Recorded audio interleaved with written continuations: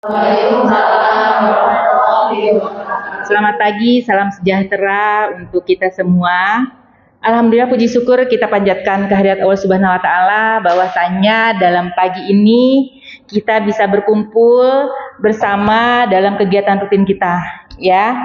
Saya mohon izin sebentar untuk mengisi waktunya Bu Bidan Indri.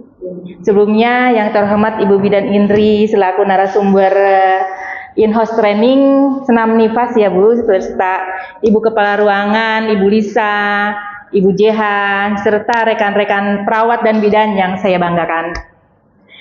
Baik, saya Yani 10 menit ke depan saya akan menyampaikan mengenai pentingnya SDM unggul untuk pelayanan kita di Rumah Sakit Anisa. Sebelum saya mulai, supaya semangat kita yel-yel dulu ya. Yel-yel Rumah Sakit Anisa, silakan berdiri.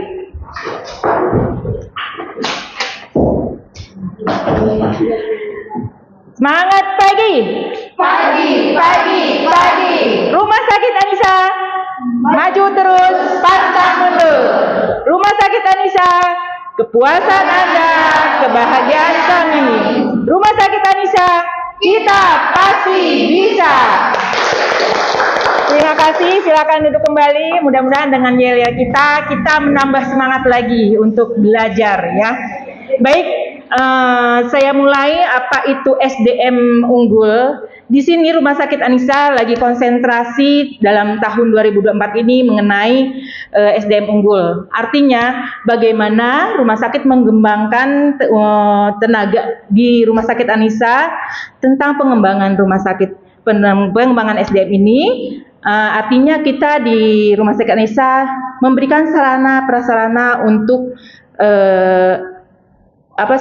diklat eksternal dan diklat internal. Seperti halnya pada kali ini kita melakukan diklat internal, in-house training. Contohnya salah satu di situ.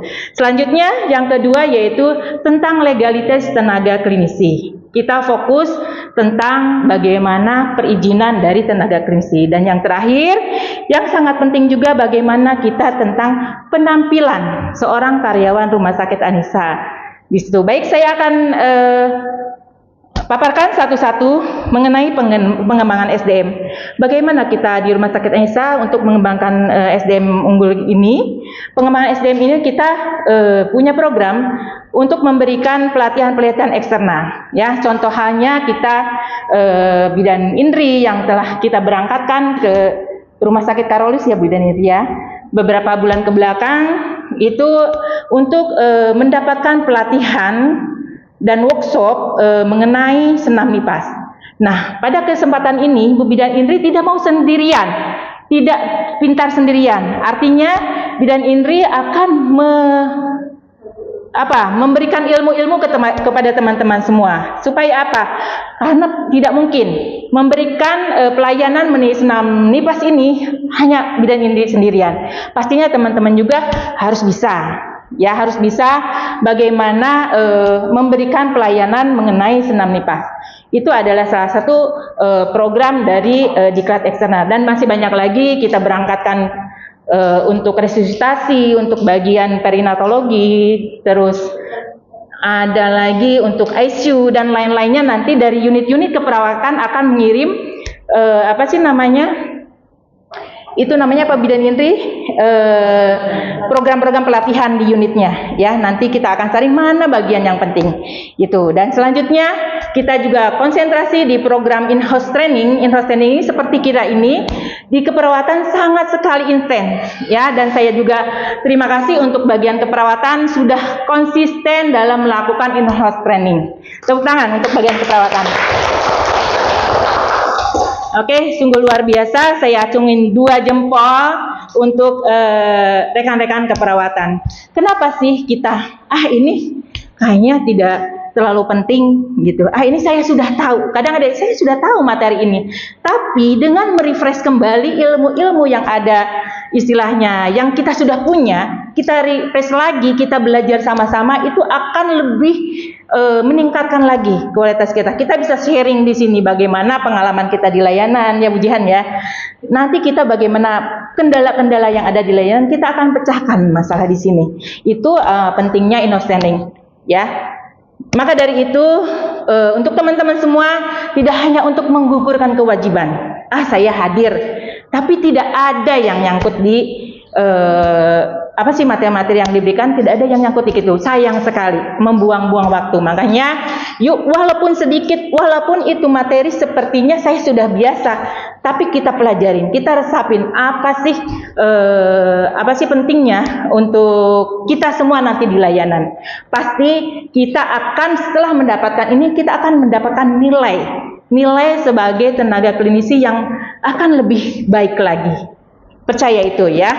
Makanya dengan intens keperawatan mengadakan in-house training. Dan kenapa sih di keperawatan yang karena keperawatan itu punya rumahnya, punya unitnya. 24 jam pasien dikelola oleh keperawatan.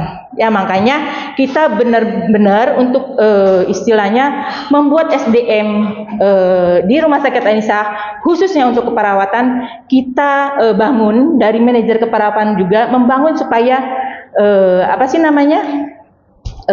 tenaga dari keperawatan, tenaga kebidanan menjadi unggul dan menjadi luar biasa, ya. Dan insya Allah itu pasti efeknya ada untuk pelayanan kita di luar sana, ya. Pasien-pasien akan berdatangan ke kita, akan merasa puas dengan pelayanan kita kalau kita mempunyai keunggulan di dalam bidang profesional kita, dari baik perawat ataupun bidan. Itu adalah dari pengembangan mengenai untuk SDM di Rumah Sakit Anissa. Selanjutnya yaitu legalitas. Ya, seorang tenaga klinisi pastinya harus punya legalitas. Di antaranya STR. Sekarang STR sudah seumur hidup. Walaupun ada yang belum seumur hidup, nanti sebelum habis masa STR-nya itu akan istilahnya akan diperbaharui dan nanti akan menjadi STR seumur hidup. Ya. Selanjutnya apa? Kita konsentrasi di SIP. Mungkin dulu sebelumnya bidan-bidan banyak yang untuk memperpanjang keterlambatan SIP, ya. Untuk saat ini kita sebelum kita habis masa 6 bulan sebelum habis masa SIP, kita ingatkan 5 tahun kita SIP, ya. 6 bulan sebelum masa habis SIP kita sudah bersiap untuk pemberkasan.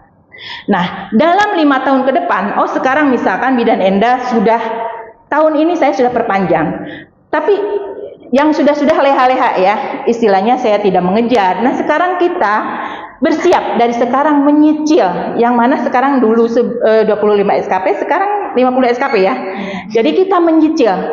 Kita tidak harus, kita ada di portal SKP di SISDMK, ya, di aplikasi SISDMK kita buka terkait pengembangan tenaga, ya, tenaga klinisi terkait di portal SKP. Kita bisa lihat banyak pelatihan, banyak seminar-seminar yang itu juga dengan biaya yang ada yang ringan, bahkan ada yang gratis. Kita bisa pilih untuk keperawatan mana, nanti untuk bidan mana di sana, ya, atau untuk tenaga klinisi atau tenaga medis. Nanti kita lihat mana aja yang kita bisa pilih, dan itu pun tidak hanya untuk menggugurkan kewajiban saja, tapi kita benar-benar maknai yang seminar ataupun pelatihan-pelatihan yang ada dicaranai oleh Kemenkes, ya, supaya kita juga untuk apa lagi? Untuk pengembangan diri kita, untuk nilai kita pastinya akan lebih dibandingkan tahun-tahun sebelumnya. Ya, jadi kita cuma hanya sekedar perawat aja, tapi sebagai seorang perawat, seorang bidan itu isi, ya.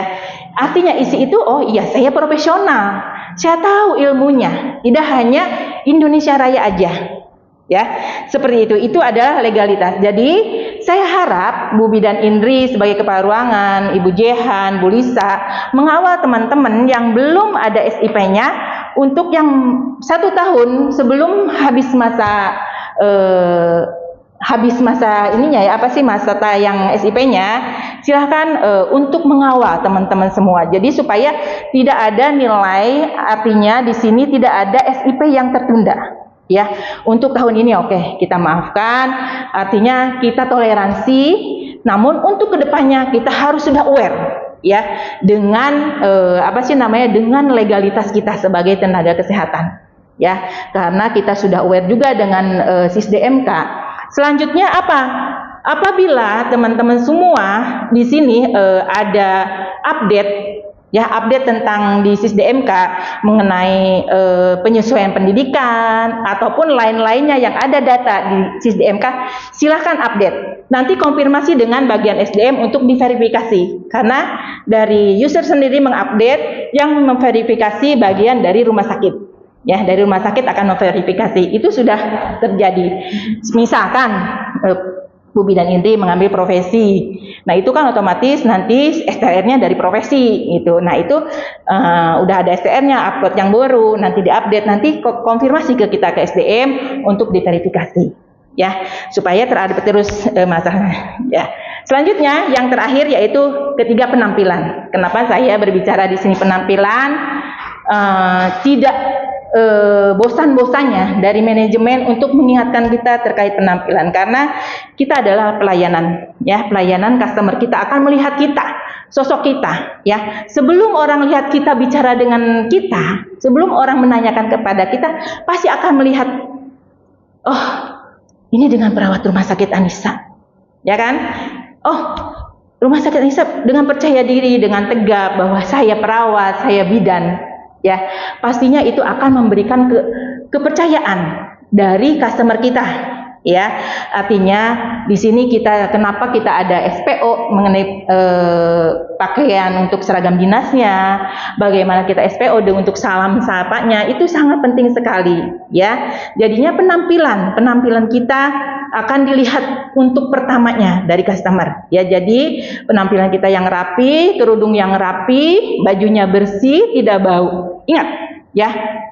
Kenapa saya mengatakan tidak bau? Karena itu satu hal yang sangat krusial sekali, yang sangat sensitif sekali. Makanya dalam kali ini Bu Indri, sebelum istilahnya kita ada masukan, saya harapkan semuanya memakai deodoran. Ya pasti sudah dihimbau ya dari keperawatan dulu, dari Bu Vita, untuk menghimbau yuk selalu kita tampil. Dan selalu yang terakhir memakai sepatu warna hitam, supaya kita seragam bahwa oh ini adalah perawat bidan Rumah Sakit Anissa. Ya, dan tidak lupa dengan atributnya, tanda pengenal saat kita bekerja, ya.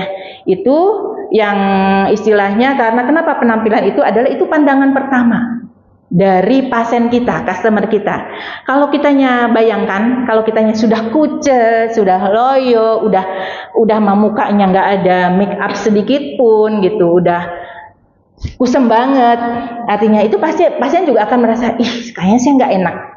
Kayaknya saya nggak enak deh, mau ketemu itu takutnya capek gitu. Tapi kalau walaupun kita lakukan dinas malam, dinas sore, udah penghujung dinas, misalkan jam 8 malam, tapi kita tetap fresh. Ya, artinya karena pelayan itu pasien tidak mau tahu, kita lelah, kita pusing, kita capek. Ya, jadi minta tolong kita fokus.